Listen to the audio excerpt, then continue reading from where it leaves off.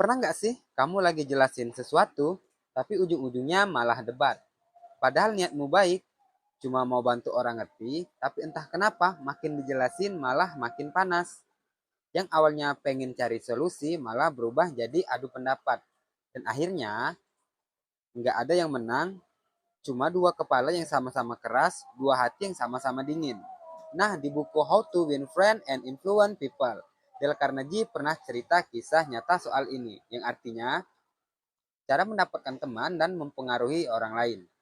Kejadiannya di sekitar tahun 1930-an di Amerika, ceritanya tentang seorang ahli periklanan bernama Peterson dan seorang desainer muda bernama Jim. Tapi biar lidahku nggak belepot dan kalian lebih gampang ngebayangin, kita ganti aja namanya jadi Sasuke dan Naruto ya. Jadi gini ceritanya. Di sebuah ruang rapat kecil, Sasuke yang udah berpengalaman bertahun-tahun di dunia periklanan sedang menatap desain yang dibikin Naruto. Naruto adalah anak baru yang idealis banget. Sasuke menatap kertas itu dengan dahi berkerut, lalu berkata dengan nada datar tapi tajam. Desain ini nggak masuk akal, Naruto.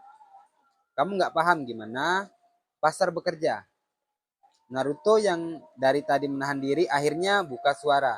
Dengan hormat Sasuke, aku rasa kamu salah. Justru desain ini yang paling sesuai sama yang orang-orang butuhin sekarang. Sasuke menaikkan nada suaranya. Salah, kamu yang terlalu naif. Dunia nggak sesederhana itu. Naruto, aku udah bikin ratusan proyek kayak gini. Naruto menjawab dengan nada yang lebih keras, tapi matanya tetap tajam menatap Sasuke. Dan aku udah berkali-kali lihat hasil proyekmu gagal, karena kamu cuma bikin dengan logika tanpa ngerti isi hati orang. Ruangan mendadak hening. Dua-duanya diam, tapi bukan karena saling paham, melainkan karena sama-sama pengen menang.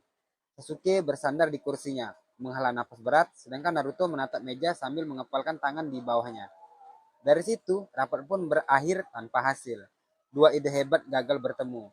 Cuma karena dua ego nggak saling ngalah.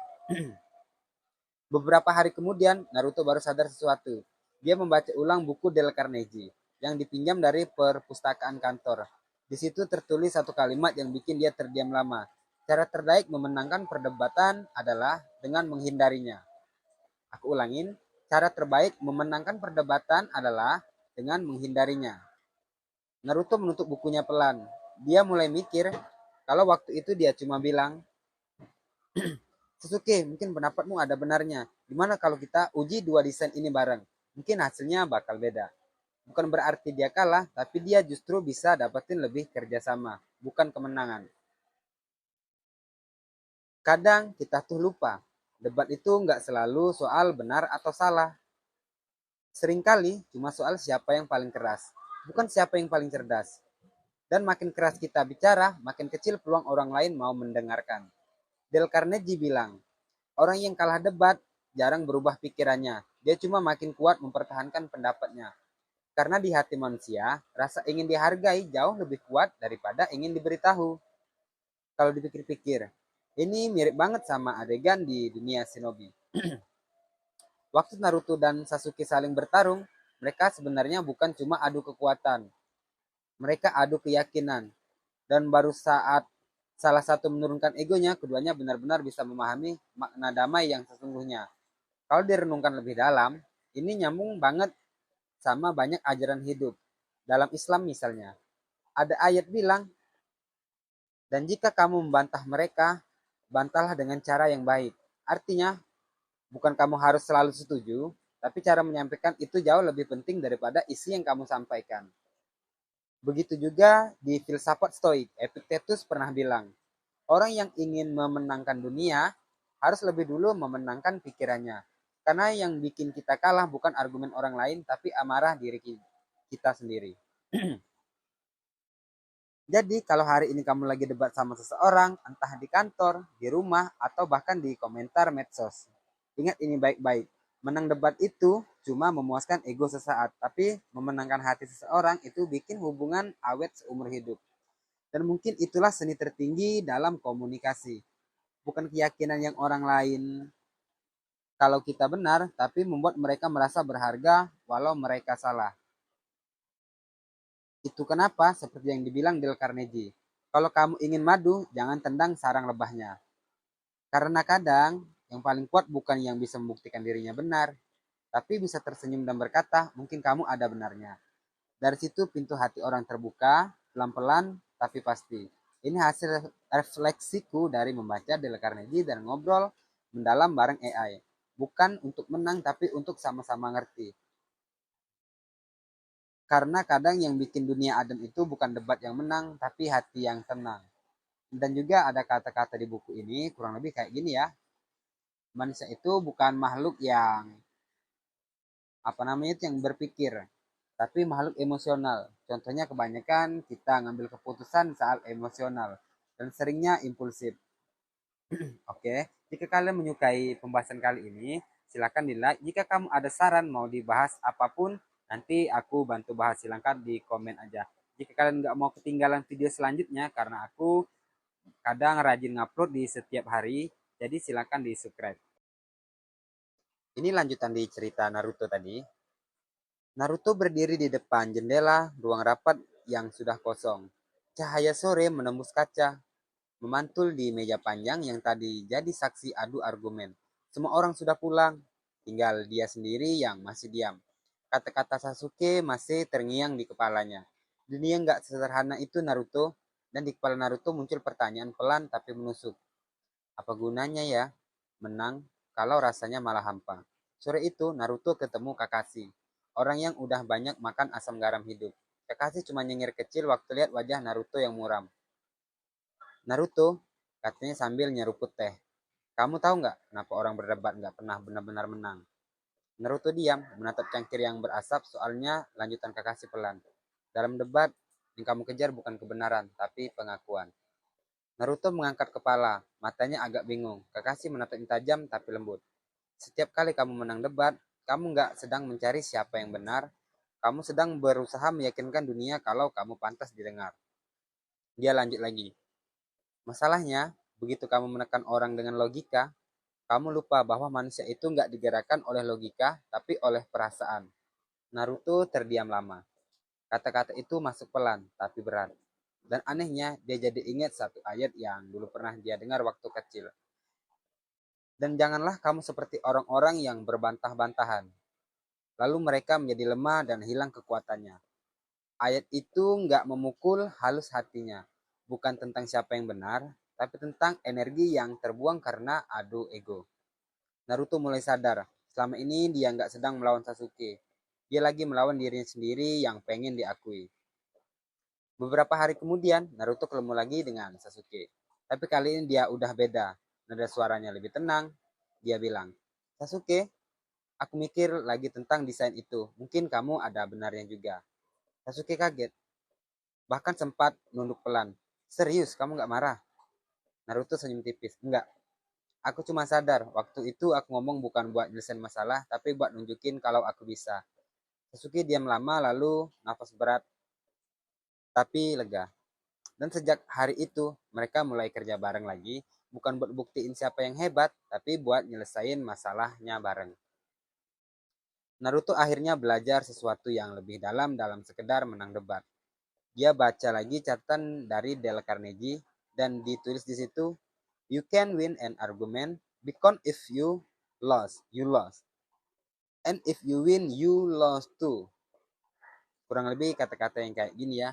Kamu tidak bisa memenangkan debat karena jika kamu kalah, kamu kalah. Jika kamu menang, kamu juga kalah. Kurang lebih artinya kayak gitu. Dan aku kurang bisa bahasa Inggris, jadi kurang lebih kayak gitu ya. Aku lanjut.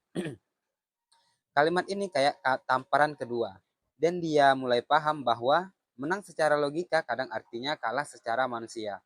Sebab hati yang terluka nggak bisa dilunakkan dengan kata benar, tapi dengan rasa dimengerti. Dalam penelitian neuroscience, ini juga masuk akal. Ketika seseorang merasa diserang dalam perdebatan, bagian otak yang aktif bukan prefrontal cortex atau logika.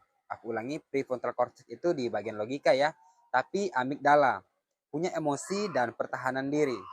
Artinya, begitu seseorang merasa diserang, dia berhenti mendengarkan. Kamu bisa punya 100 argumen rasional, tapi nggak akan masuk karena otaknya sudah menutup pintu. Dan itu sebabnya Dale Carnegie menulis bahwa satu-satunya cara menang dalam debat adalah tindakan memulainya sama sekali. Aku ulangin, tindakan yang tidak memulainya sama sekali. Naruto pelan-pelan mulai mengubah cara dia berbicara. Dia belajar untuk dengerin lebih lama, bukan untuk menjawab, tapi untuk memahami. Dia mulai ngomong dengan kalimat kayak, aku paham maksudmu, tapi boleh nggak aku kasih pandangan dari sisi lain? Dan yang mengejutkan bukan cuma hubungan dia sama Sasuke yang membaik, tapi juga banyak orang mulai terbuka sama dia. Orang-orang dulu kaku sekarang jadi mau berdiskusi. Karena mereka ngerasa didengar bukan diserang. Naruto sadar, makhluk itu cuma butuh satu hal sebelum mereka bisa berubah. Perasaan dimengerti. Akhirnya malam itu dia menulis di catatan pribadi. Kedewasaan bukan soal seberapa kuat aku berargumen, tetapi seberapa dalam aku bisa mendengarkan tanpa harus membalas. Dan kalau dipikir, bukankah itu juga yang dilakukan para nabi? Enggak semua orang menentang mereka dibalas dengan debat. Bahkan Rasulullah Shallallahu Alaihi Wasallam pernah diam waktu seorang marah-marah di depannya, dan beliau hanya menjawab, la takdab, kurang lebih kayak gitu, jangan marah. Kurang bisa bahasa Inggris, bahasa Arab. Lanjut, Naruto akhirnya paham bahwa dia bukan tanda kalah. Kadang diam itu bentuk kasih, bentuk pengendalian, bentuk kebijaksanaan yang jarang dimiliki banyak orang. Kalau dipikir-pikir dalam hidup ini, kita nggak kekurangan orang pintar.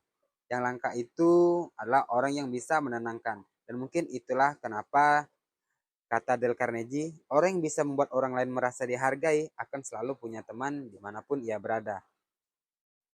Dan juga ini reflektif, lanjut. Kayak jadi di zaman sekarang yang artificial intelligence atau AI, untuk IQ kita bisa kayak aku ini yang ngobrol sama AI, tapi kalau untuk simpati dan lebih expert lagi ke empati itu udah langka zaman sekarang. Kita lanjut. Naruto senyum kecil malam itu. Dia nyalakan lampu kecil di meja. Nulis satu kalimat terakhir sebelum tidur. Ternyata aku nggak perlu menang dari orang lain. Aku cuma perlu menang dari egoku sendiri. Dan buat kamu yang nonton sampai akhir, mungkin ada satu hal yang bisa kamu renungkan malam ini. Setiap kali kamu pengen menang debat, coba tanya ke diri sendiri. Yang aku kejar ini kebenaran atau pengakuan? Ulangin ya. Setiap kali kamu pengen menang debat, coba tanya ke diri sendiri. Yang aku kejar ini kebenaran atau pengakuan? Kalau jawabannya pengakuan, mungkin sekarang waktunya berhenti membuktikan dan mulai memahami. Karena kadang yang bijak bukan yang paling keras suaranya, tapi yang paling tenang hatinya. Dan kalau kamu ngerasa cerita ini nyentuh sesuatu di diri kamu, mungkin kamu juga lagi belajar ya hal yang sama. Belajar memang tanpa harus mengalahkan siapapun. Jadi intinya belajar memang harus tanpa mengalahkan siapapun. Jika kalian menyuka konten ini, silakan di like karena itu sangat bermanfaat buatku. Dan jika kalian suka ini nggak mau ketinggalan, silakan di subscribe. Kalau kalian ada yang pengen dibahas, silakan di komen aja. Nanti aku bahas apa yang kalian komen.